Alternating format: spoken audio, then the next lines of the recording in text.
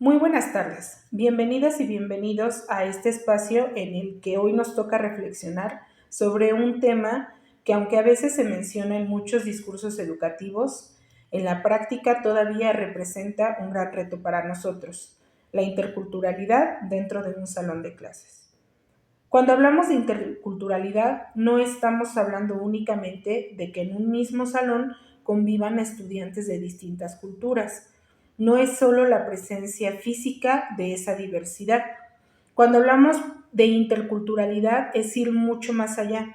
Significa establecer un verdadero diálogo entre las culturas, conocer que cada una tiene un valor, aprender de sus saberes, pero sobre todo garantizar que todos y todos dentro de nuestra aula y tener esa garantía como docentes de que todos tengan las mismas oportunidades para participar. Aprender a sentirse parte de la comunidad escolar y que nosotros como maestros tengamos las herramientas de poder involucrar a nuestros alumnos y de poder garantizar que sea cual sea su origen, sea cuáles sean sus creencias, sea cual sea su situación socioeconómica o familiar, se integre como parte de la comunidad escolar. Realmente esto suena muy sencillo, pero no lo es. En la realidad, las diferencias culturales pueden ser fuente de enriquecimiento, pero también incomprensiones. ¿A qué me refiero con incomprensiones?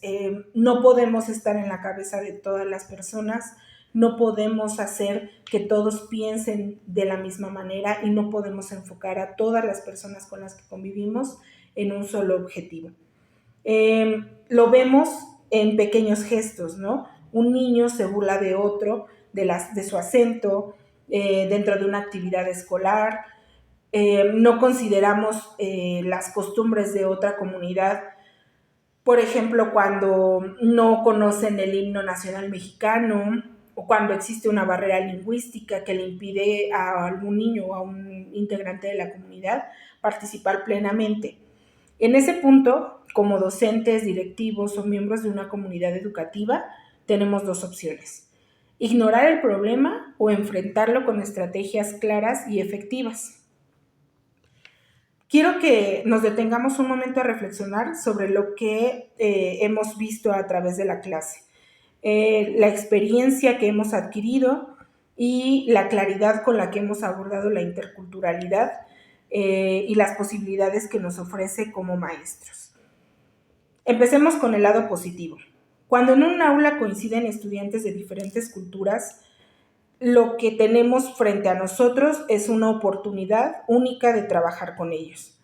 Cada cultura trae consigo historias, costumbres, formas de ver el mundo e incluso maneras distintas de resolver problemas. Esto significa que nuestra clase se puede convertir en un espacio donde todos podamos aprender. Pensemos, por ejemplo, que somos maestros de literatura.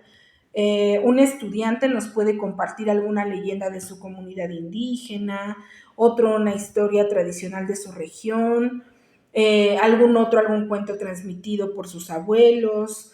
Para nosotros como maestros, esa diversidad no solo amplía el conocimiento que podemos aportar en la clase, sino también nos ayuda a visibilizar que existen muchas formas de entender la vida y de narrarla y de compartirla con los demás.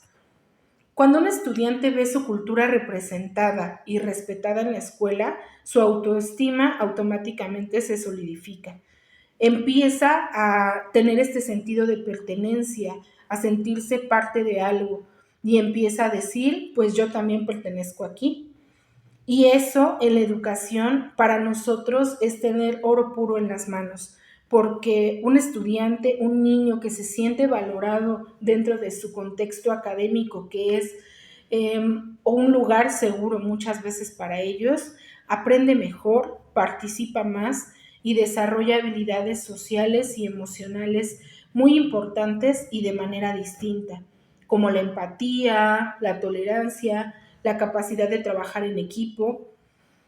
Pero pues como hemos visto a lo largo de la clase, no todo es tan fácil, no hay un reto muy claro. Como pedagogos tenemos limitaciones, como docentes nuestros alcances son muy pocos. Una de las más grandes es desde mi punto de vista, la falta de continuidad. ¿A qué me refiero? Muchas veces la interculturalidad se queda en actividades aisladas, es decir, un festival, una feria cultural, un día temático de las culturas. Recientemente en mi comunidad en Chalco vi este Festival de las Culturas Indígenas, que solamente era un día. Yo lo vi porque estaba ahí paseando, pero a eso me refiero con solo un día temático. Posteriormente a eso, volvemos a nuestra rutina, a lo habitual, a tratar a nuestros estudiantes igual, como si nada hubiera pasado. Además de esto, ya sabemos y consideramos siempre muy importantes dentro del ámbito pedagógico las barreras lingüísticas.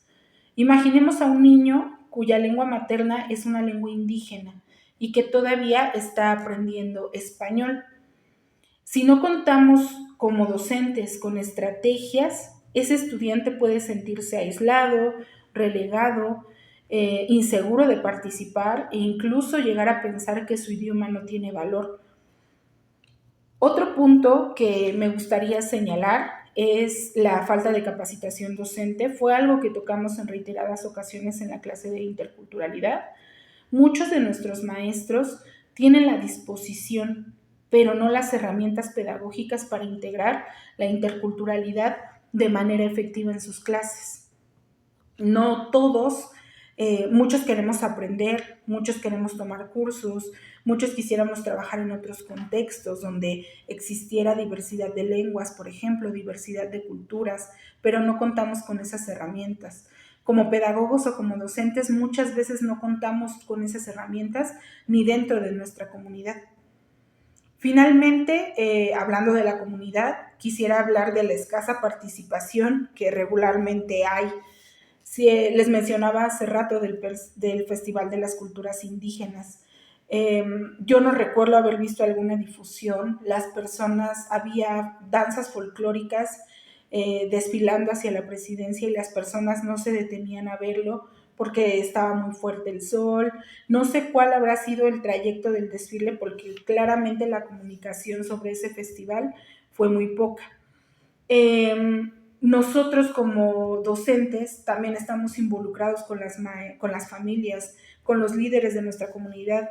Y si no logramos que estos dos núcleos importantes sean parte activa del proceso educativo, la interculturalidad se queda incompleta. Ahora bien, la gran pregunta es, ¿cómo pasamos de esta realidad con sus fortalezas y sus retos a una verdadera comunidad de aprendizaje? Una comunidad de aprendizaje es mucho más que una escuela, es mucho más que un aula, de 4 paredes donde hay 40 niños inscritos. Una comunidad de aprendizaje es un espacio donde todos, docentes, estudiantes, familias, vecinos, organizaciones locales, por ejemplo, organizaciones culturales, todos ellos participan en la construcción de saberes. Es algo que la nueva escuela mexicana trata de promover y de dejar muy marcado dentro de sus planes y programas de estudio actualmente. Una comunidad de aprendizaje es un lugar donde la diversidad cultural no solo se tolera, ya lo hablábamos en una clase, ¿no? Respecto a una lectura. A veces la interculturalidad se malinterpreta en tolerancia y esto no es así. La interculturalidad se vive y se aprovecha como una fuente de conocimiento y crecimiento colectivo. Para lograrlo, lo primero es integrar la interculturalidad al currículo escolar, no como algo opcional, no como un proyecto, sino como un eje transversal que atraviese todas las materias, un eje articulador que pueda incluir las versiones y las perspectivas de distintas culturas, por ejemplo, en ciencias, en matemáticas, aplicarla mediante proyectos. En historia, por ejemplo, incluir las versiones y perspectivas de diferentes culturas, rescatar conocimientos tradicionales sobre el cuidado de la naturaleza.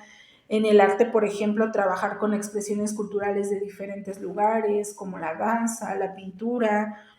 De esta manera, la diversidad no es un tema aparte ni es un tema aislado, lo volvemos parte de nuestra vida cotidiana. En segundo lugar, la formación docente es fundamental.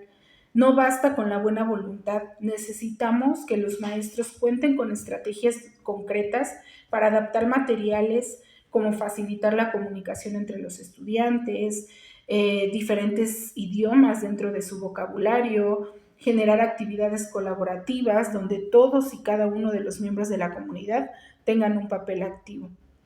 El tercer paso es derribar las barreras lingüísticas. Esto puede lograrse con materiales bilingües, con ayuda de estudiantes que sirvan como tutores lingüísticos o con la participación de personas de la misma comunidad que dominen ambas lenguas, el español y una lengua materna. También es fundamental para nosotros abrir la escuela a la comunidad, invitar a los padres y madres de familia a participar en las clases, a compartir su música, su historia, su cocina, no solo, como mencionaba hace rato, en eventos especiales, sino de una forma continua. Por último, sería fundamental promover proyectos colaborativos, no sé, un huerto escolar donde se cultiven muchas plantas de distintas regiones que no tengamos en nuestra localidad, que sepamos cómo cultivarlas, cómo alimentarlas, un mural que plasme las tradiciones de toda la comunidad, una feria cultural, como lo decía al principio, con continuidad, donde nuestros estudiantes y toda la comunidad escolar puedan mostrar a los demás algo de identidad. De esta manera llegamos a este punto fundamental del tema que estamos abordando, evitar la exclusión. La primera estrategia es asegurar que el currículo represente a todos. No se trata de hacer un apartado especial para la diversidad, sino de que esté presente en cada materia y en cada actividad. Nuestra segunda estrategia sería cuidar nuestro lenguaje. El lenguaje inclusivo, respetuoso y libre de prejuicios no es solo una moda, es una herramienta para que todos se sientan reconocidos. Nuestra tercera estrategia va enfocada a diseñar actividades colaborativas. Cuando los estudiantes trabajan juntos para resolver un reto, las diferencias culturales se convierten en un recurso. Las tutorías entre pares, por ejemplo, son bastante efectivas para quienes dominan más de un idioma, para que ellos puedan ayudar a quienes lo están aprendiendo. Otra estrategia sería crear espacios seguros de diálogo, reuniones donde las familias y los estudiantes puedan expresar sus opiniones, inquietudes, propuestas, sin temor a ser juzgados y, por supuesto, celebrar y no dejar morir las tradiciones y costumbres de todas las culturas presentes en la escuela. Transformar una escuela en una comunidad de aprendizaje intercultural no es una tarea de un solo día, sino ni de una persona, nada más. Este es un proceso que requiere compromiso, que requiere paciencia, convicción de que cada cultura es una oportunidad de aprender.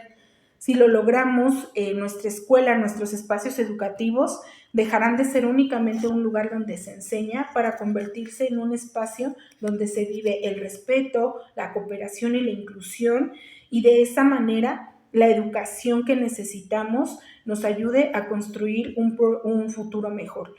Es necesario que nosotros como pedagogos conozcamos este tipo de situaciones porque no, en el campo laboral y allá afuera no nos vamos a encontrar con un espacio social uniforme y constante. El cambio, la interacción con otras culturas y siempre hablando y rescatando nuestras culturas originarias, pero cuando hablamos de algún compañero extranjero, incluso entre barrios, entre costumbres, entre formas de hablar, entre acentos de nuestros mismos estudiantes, poder lograr un espacio de aprendizaje. Repito, no solo se trata de tolerar, no, la interculturalidad no se trata siempre de tolerancia, de tolerar al otro, saber que existe y hacer como que todo está bien.